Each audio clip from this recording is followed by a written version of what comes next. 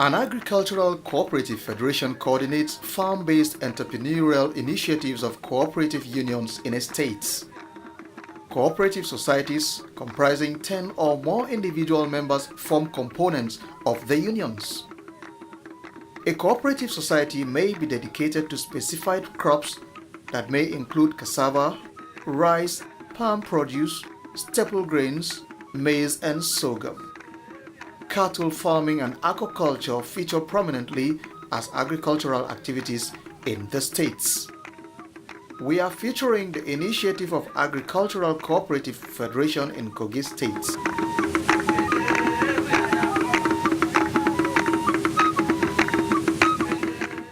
The executive members of the Cooperative Federation highlighted previous glut experience by cassava growers as a result of low product demand.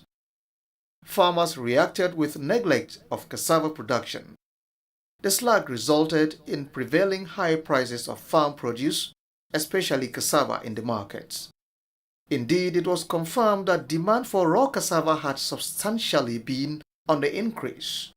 Some of the constraints experienced by cooperative members include low investment in crop growing, high transportation costs, poor market access, and increasing labor costs. Chief J.A. Bello, president of the Kogi Agricultural Cooperative Federation, confirmed challenges and constraints in agricultural activities in the state, highlighting land preparation, high irrigation costs, and weather as critical factors impacting on farm productivity. What we duly apply for has been given to us.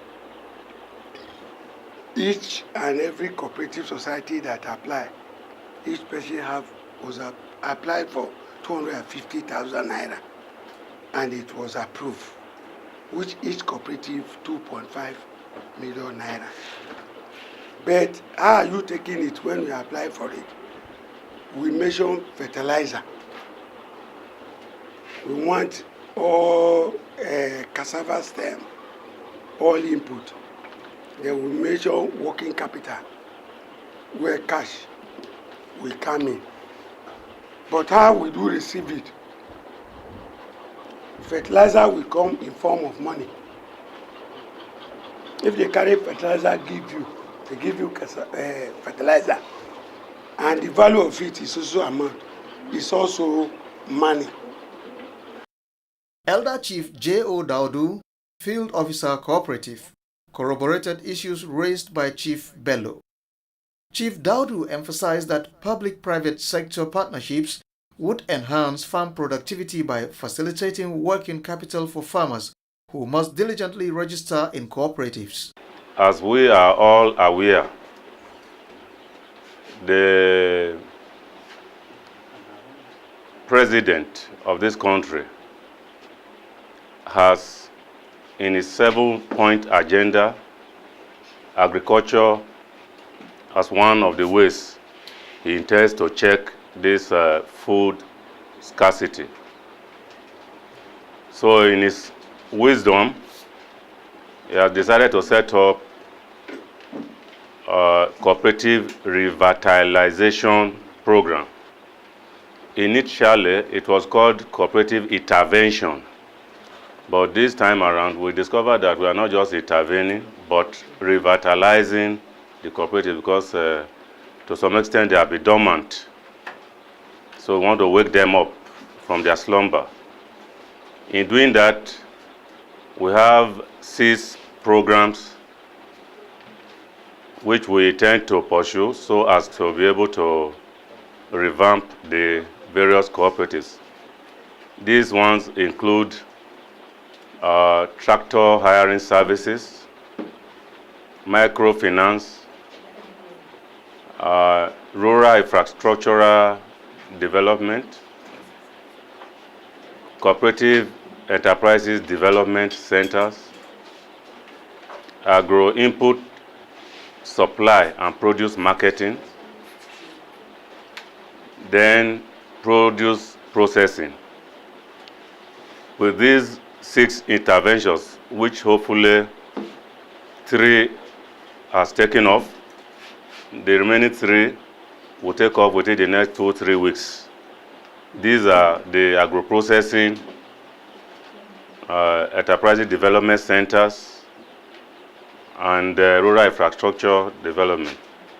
As I'm talking, 77 tractors has been approved for Kogi State, and more than 200 tons of 220 trucks of fertilizer, NPK and urea has been allocated to us.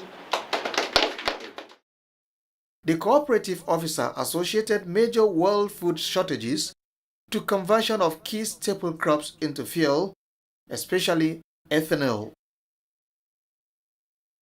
Other members of the Cooperative Federation aligned with the need for greater investment support for agricultural cooperatives by stakeholders.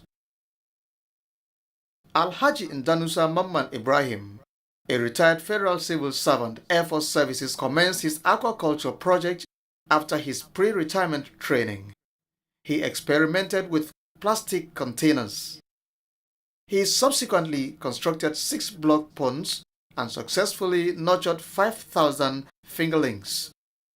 With an earthen pump, he would install water recirculatory system with a view to improve productivity. The Omi Dam project was implemented to capture River Oyi into a main canal. The project was developed by Lower Niger River Basin during the Second Republic. Ikole Ekiti is the source of River Oyi, which contributes into River Niger at Egan. Dam construction and development of 10,000 hectares of land were completed in 1982. The Lower Niger River Basin distributed appropriate sizes of developed land to interested farmers on payment of a token fee. Omi Dam project is situated in Ejiba, Yagba West local government area of Kogi State, Nigeria. Land development extends to confluence of Kampe and River Niger. Dry season farming with support of canal irrigation attracted farmers to cultivate vegetables as revenue crops. Dry season farming occurs during September to May annually. 70% of vegetable farmers migrate to Ejiba in Kogi State to cultivate crops with irrigation support. Indigenes undertake farming of traditional staple grains and tubers during the rainy season. Migrant farmers consistently shared irrigation skills with indigenes who wish to benefit from high profits derivable from seasonal vegetable farming defined as revenue crops. 2,000 hectares were currently utilized for surface irrigation, where water is channeled from canals into farmable land under controlled conditions. The scheme is supervised by irrigation officers at Lower Niger Basin. Kogi West Senatorial District is the immediate beneficiary of the dam project.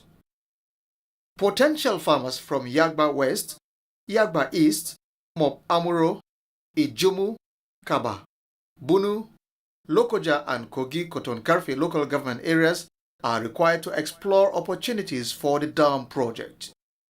It is significant to note that the project extends opportunities to communities along River Kampe. Apostle Mule Thomas, Chairman Kogi Agricultural Cooperative Society in Yagba West, an indigene of Ejiba, emphasized that a farmer had put 14 hectares of land under cassava at the dam site. Aquaculture also profits from water channeled into block ponds. Apostle Thomas elaborated on the opportunities created by the dam and the developed areas. It's a village very near Ejiba, and because of the suitability of that site, that's why the federal government had decided to put this dam you are looking at, to help farmers. And the intention was to create irrigation project for the whole community. And it's supposed to serve the Western Senatorial District, comprising of Yagba West, Yagba East, Mopamuro, Ijumu, Kababunu, Lokoja and Kotonkarufe local governments. We have the Hausas who have come down to teach the indigenes how to do irrigation farming for vegetables, okra, yellow, Yoruba will call it ikon, or tomatoes, pepper, be it tatashe, be it atarodo, so many like that. And then this project has actually changed the life of people, because I know a farmer, after one season of 6 months farming period for irrigation, they go home with about 800,000 naira, expenses, everything paid. So in fact, it's a very, very assisting project the federal government has put together. If you embark on tourism, as you can see, there are lots of ways government can generate money. So, but we are so happy that the weather is so good, the terrain is very, very good, and people are already migrating into this area. And sooner or later, we are going to have problem. What the problem is, the problem of accommodation. Chief Bello reiterated the benefits of the dam to members of the Kogi agricultural cooperatives and potential farmers who may explore available facilities at the site. The water you are seeing here, both in fishery, is enough to give this state a lot of money. In the farming, in dry season, vegetable and other things can be exported to other countries that need our service if it's properly utilized. So both the state and federal government, local government, we invite farmers all around the state to come and open up, irrespective of the local government where you are. Even new farmers that have no land, let them come here. The federal government has created an atmosphere whereby you can stand. Both the youth, those school leavers, the youth, here is capable of creating job. Over 1,000 cooperative youth can get job through this place. What we say, we don't have place to send them to. Both Fadama, dry season, and all weather season can be worked. So they will get job opportunity. So the issue of roaming down, Togri and all these things will be eliminated. So all we needed is government support and encouragement. So we have just started, and we are pleased with all the youth in concern to come up. And we thank God that over 50 cooperative youth are now coming out to register that needed government assistance. So we want government to please, as matter of urgency, come to the aid of those youth so that they can stand them and engage them in the work. That will create job opportunity for the state. Members of Yagba West Kogi Agricultural Cooperative Federation held a periodic meeting at Ejiba on Sunday, 22nd of June 2008. It was observed that participation of women in the cooperative was indeed high. Women had been active farmers and diligent members of cooperative in the community. Feminizing poverty would be an alien concept in the dam environment where critical resources are accessible to beneficiaries across gender divide.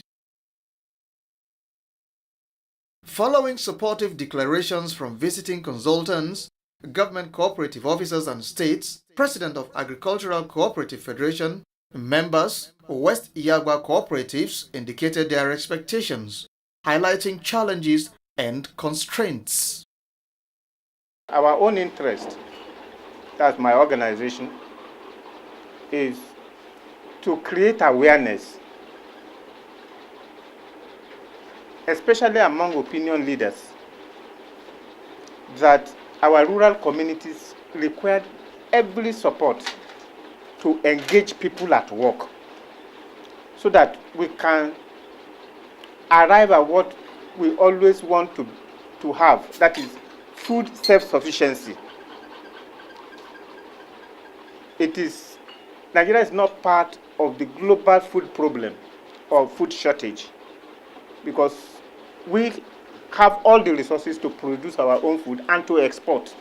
So we engage every one of us living in very favored areas like here to take advantage of what we have here. Interactions indicated that members of Cooperative Federation enjoy support of relevant federal and state institutions in terms of access to fertilizer and inputs under Cooperative Revitalization Program. Other benefits of collectivism and cooperative formation include influencing infrastructure, installation of agro services and processing units, as well as facilitation of gradual access to microfinance facilities.